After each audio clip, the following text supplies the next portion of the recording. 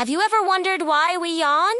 And why is it contagious? It's not just about being tired. There's a strange science behind it. Scientists believe yawning may help regulate brain temperature, cooling it down to keep our mental performance sharp. Just watching someone else yawn can trigger you to yawn too. It's your brain sensing with theirs, almost like mind control. So next time you catch yourself yawning, remember, you might just be cooling your brain and syncing with the human hive mind. If this blew your mind, follow for more stuff I find interesting.